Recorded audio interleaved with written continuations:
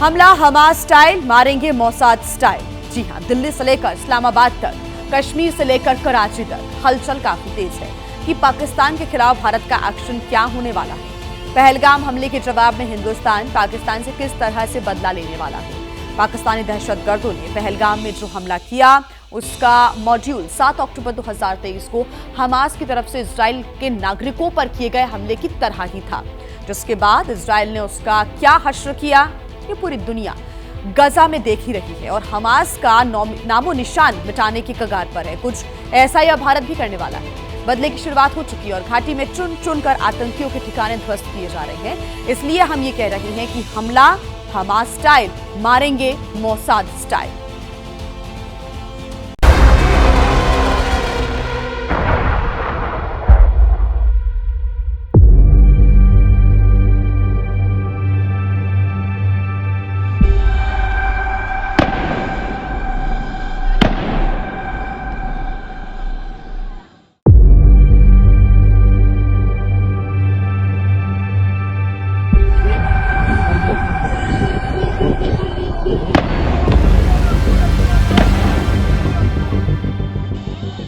दो अलग अलग जगह, दो अलग अलग संगठन, हमले का पैटर्न एक।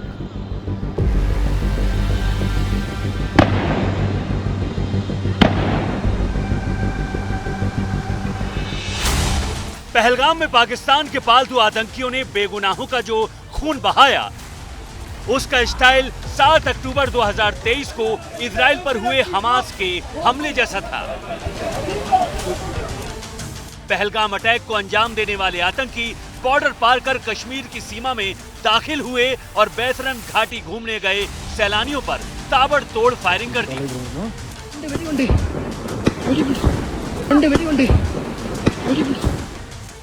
इजराइल पर हमला करने वाले हमास के आतंकी भी गाजा से बॉर्डर क्रॉस करके इजराइल के शहर में घुसे और पार्टी कर रहे इजरायलियों को बेरहमी से मौत के घाट उतार दिया।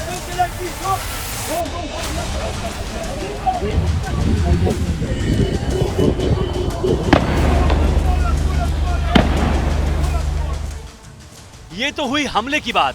अब बात बदले की करते हैं। हमास ने इजराइल को जो जख्म दिया है, दुनिया गाजा की बर्बादी की शक्ल में उसका अंजाम देख रही है।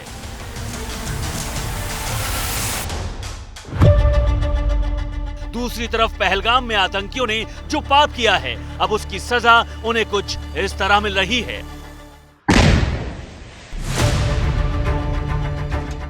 घाटी में छिपकर बैठे आतंकियों और उनकी मदद करने वाले लोगों के ठिकाने धुआं धुआं हो रहे हैं।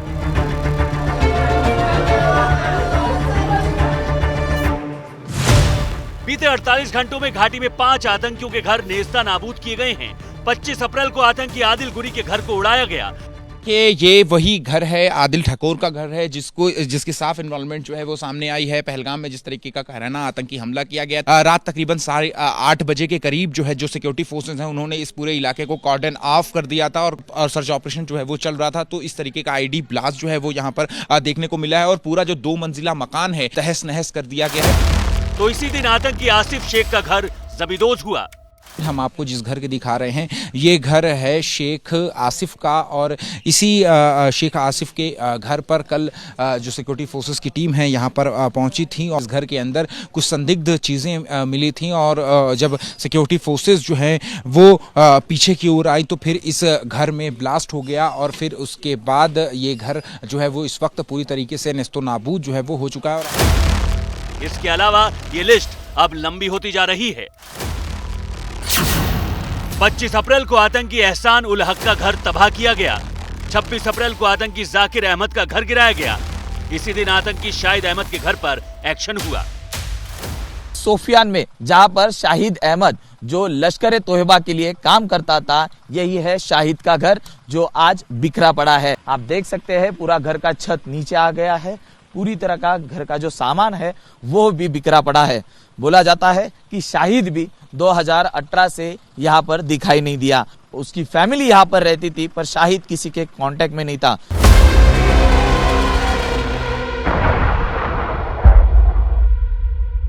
भारतीय सेना भी उसी अंदाज में देश के दुश्मनों से निपट रही है जिस तरह से इजराइल की खुफिया एजेंसी मोसाद अपने दुश्मनों को चुन चुन कर मारती है। वो कहीं भी छिपे हुए हैं, मोसाद उन्हें नहीं छोड़ती है। दुनिया भर में ऐसे कई उदाहरण सामने हैं।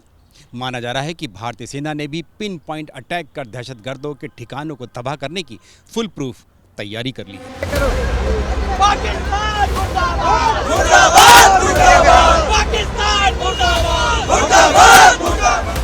पहलगाम अटैक के बाद पूरा देश प्रतिशोध की ज्वाला में जल रहा है। पाकिस्तान से बदले की मांग तेज होती जा रही है।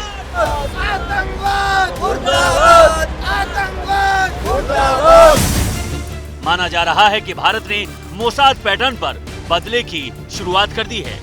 पाकिस्तान को मुंहतोड़ जवाब दे और पाकिस्तान को मिट्टी मिला के ही दम लेंगे, तब तक हमारा प्रदर्शन जारी रहे। भाई अब आर पार होना चाहिए, सीधी बात, कोई समझौता नहीं। बहुत डट के जो है बदला लेना चाहिए, कठोर कदम उठाना चाहिए जो है।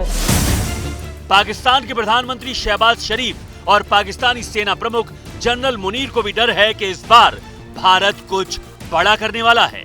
भारत पाकिस्तान की धरती पर बिल में छिपकर बैठे हाफिज सईद जैसे आतंक के आकाओं का काम तमाम करने वाला है। रिपोर्ट्स के मुताबिक भारत के एक्शन से पहलगाम अटैक की साजिश रचने वाले आतंकी संगठन लश्कर-ए-तैयबा का सरगना हाफिज सईद खौफ में है। हाफिज सईद अहमदाबाद की सैन्य छावनी में आईएसआई के सेफ हाउस में जाकर छिप गया है। तो क्या भारतीय सेना भी इस बार मोसाद के स्टाइल में पाकिस्तान के अंदर घुसकर हाफिज सईद को जहन्नुम भेजने वाली है?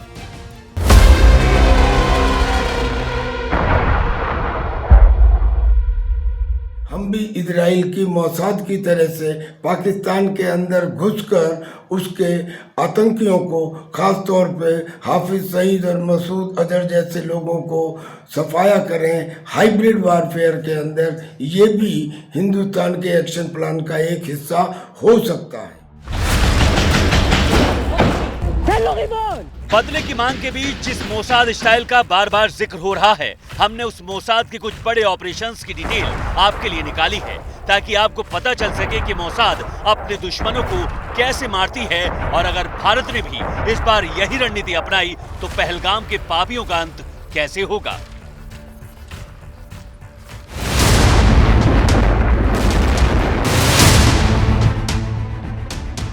ये तस्वीरें लेबनान की हैं। इजराइल हमास युद्ध के बीच लेबनान में हिजबुल्लाह के आतंकी इजरायली सीमा पर रॉकेट्स और बम बरसा रहे हैं। इसका बदला मोसाद ने कुछ इस तरह लिया कि हिजबुल्लाह को इसकी कल्पना तक नहीं थी।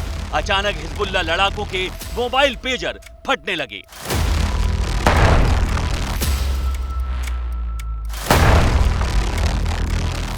इसकी वजह से लेबनान में धमाके होने लगे और इजराइल के दुश्मनों का काम तमाम होने लगा।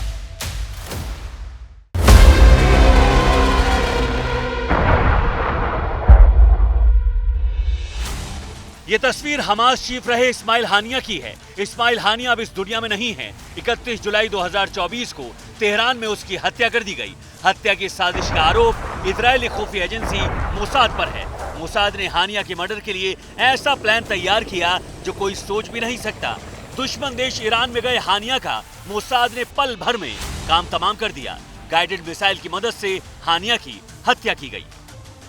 मिसाइल ने हानिया के सेलफोन को ट्रैक करके उसकी लोकेशन का पता किया और हमले को अंजाम दिया गया। रात में सोते समय मोसाद ने हानिया को टारगेट किया। मोसाद के कोवर्ट ऑपरेशन के एक दो नहीं कई उदाहरण हैं। हमास के टॉप कमांडर हानिया से लेकर ईरान के परमाणु वैज्ञानिक मोहसिन फखरीजादा की हत्या तक मोसाद की पूरी दुनिया में चर्चा रहती है।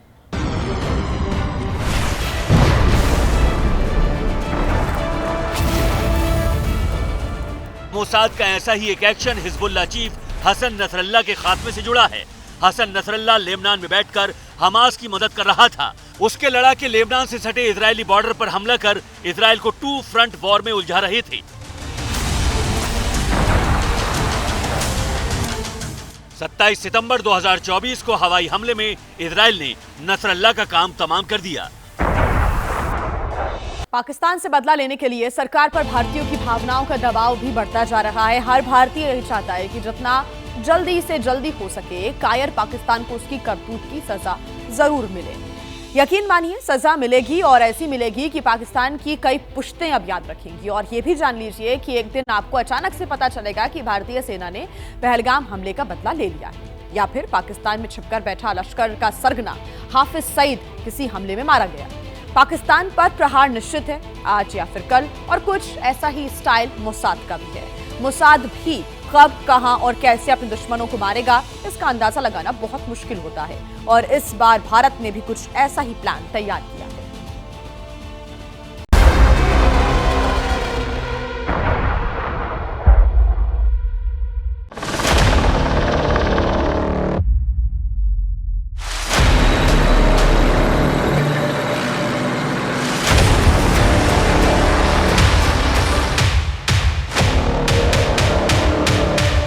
भारतीय सेना तैयार है पाकिस्तान को माकूल जवाब देने के लिए, पहलगाम अटैक का बदला लेने के लिए, आतंकिस्तान को उसकी औकात दिखाने के लिए।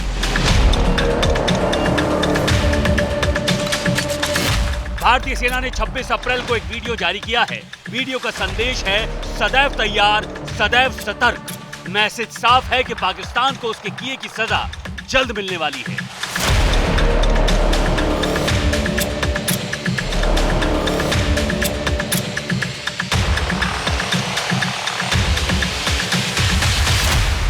घाटी में भी सुरक्षा बलों ने बड़े ऑपरेशन की शुरुआत कर दी है। पहाड़ों से लेकर वादियों तक घाटी के चप्पे चप्पे की तलाशी की जा रही है। हमला ऐसा होगा कि जिन्ना लैंड के जख्मों पर कोई मरहम लगाने वाला भी नहीं मिलेगा। मोसाद के मिशन की तरह सब कुछ बेहद फुल प्रूफ तरीके से होगा।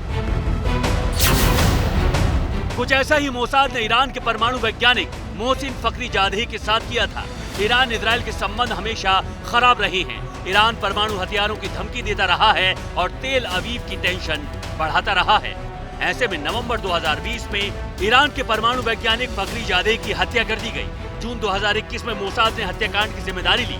फखरीजादे की कार पर अटैक किया गया, जिसे कैमरा और सैटेलाइट के जरिए कंट्रोल किया गया।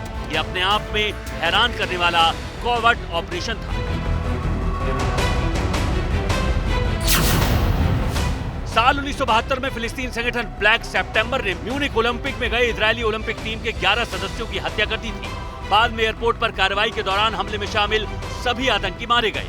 लेकिन इसके बाद भी मोसाद शांत नहीं बैठा, बल्कि मोसाद ने उन सभी लोगों के मर्डर का प्लान तैयार किया जो इस साजिश में शामिल थे। इसके लिए मोसाद ने दुनिया के अलग अलग देशों में दुश्मन को ढूंढ ढूंढ कर मारा।